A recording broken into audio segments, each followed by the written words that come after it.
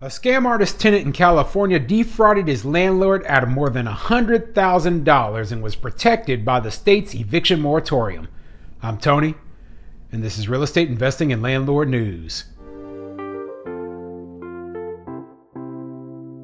Alright, so I have another one of those stories for you today, and it's about a horrible tenant who took advantage of the state and the local eviction moratorium and just completely screwed over a couple of small landlords. Now, of course, this is happening in California, where they put in place all these eviction protections that are so strong that you can't even get rid of a tenant who is, literally using fraud to just completely screw you over. So these small landlords, they got caught in this trap. They rented to this tenant who was a professional tenant who had screwed over other landlords before in the past and not paid rent.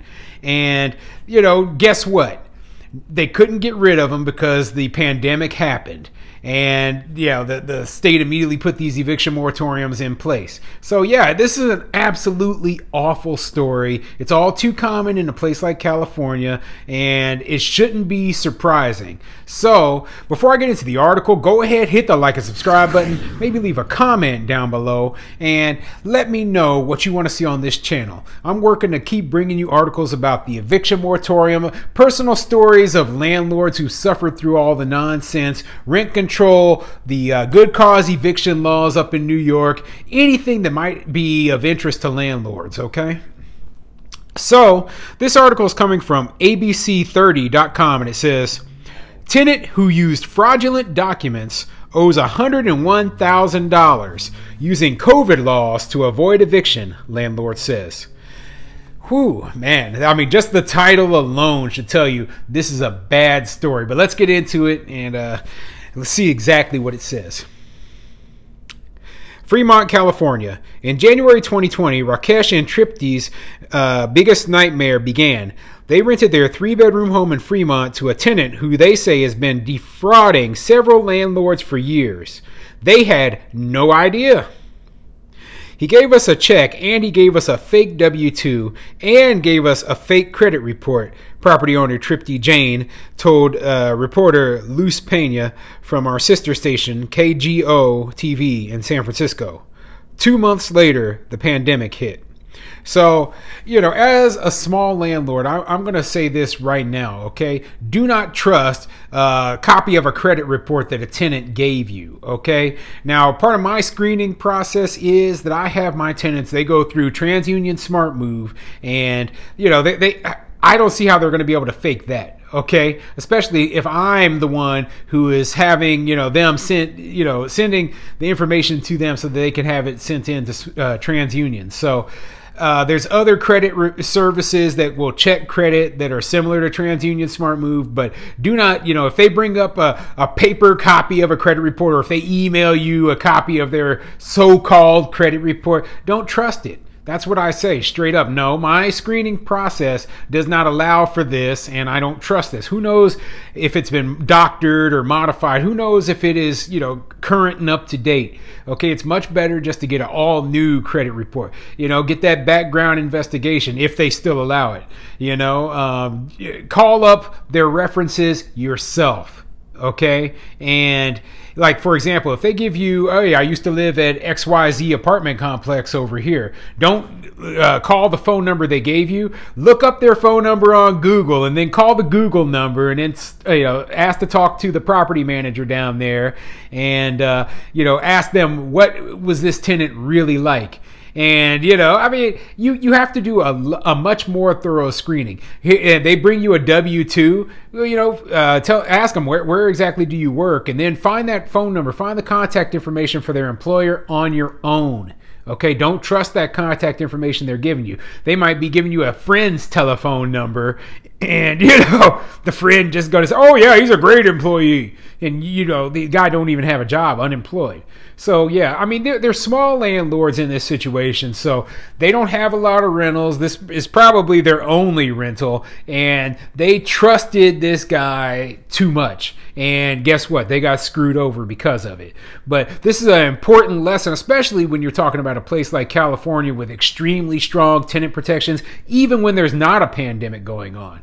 So when I read that, hey, you know, they're out $101,000, you know, in lost rent, that's crazy. That's just insane. And I would hate to see something like that happen to more small landlords, okay? But let's keep going. Luz Pena. Is your tenant using the COVID protection to stay in your home? Tripty Jane. Of course he is. Before COVID, his intention was not to pay. But because of COVID, he got extra months to stay. These property owners say their tenant has refused to pay for more than 2 years and owes them more than $101,000 in rent. My health has suffered a lot for the past 2 years. I have been taking depression medication for the past 2 years, said Tripty Jane. Their plan was to use the property in Fremont, California to pay for their kids' college. One of them graduates high school in May. Yeah.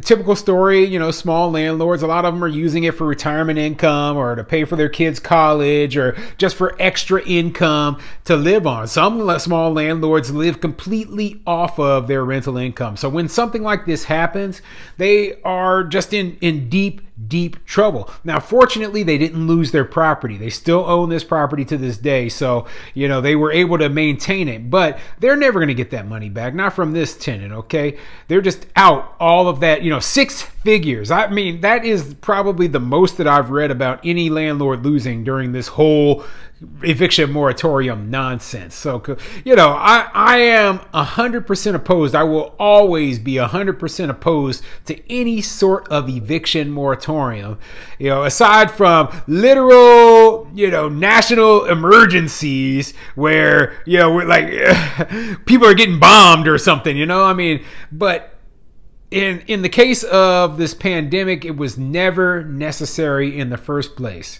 Okay, it was never legal, it was never constitutional, and it was always a violation of a personal property rights. Okay, so that's why I wish that the courts would see it the same way I do, and that landlords could go and sue these local and state jurisdictions that kept these policies in place, okay, and, you know, get the money that they were owed, that basically they had stolen from them by these tenants and by these governments, forcing them to house these people for free, okay?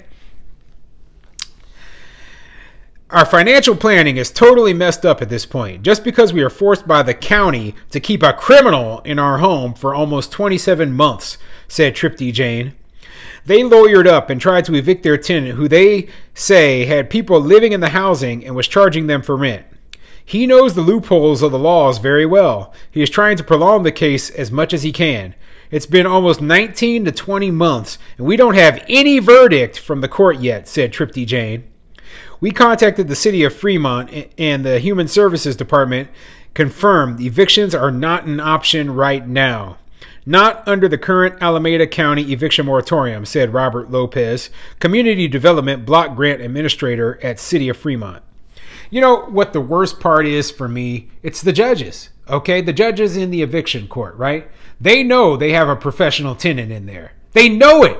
Okay, they know this person is, you know, just abusing the system and stringing these landlords along, yet they do nothing.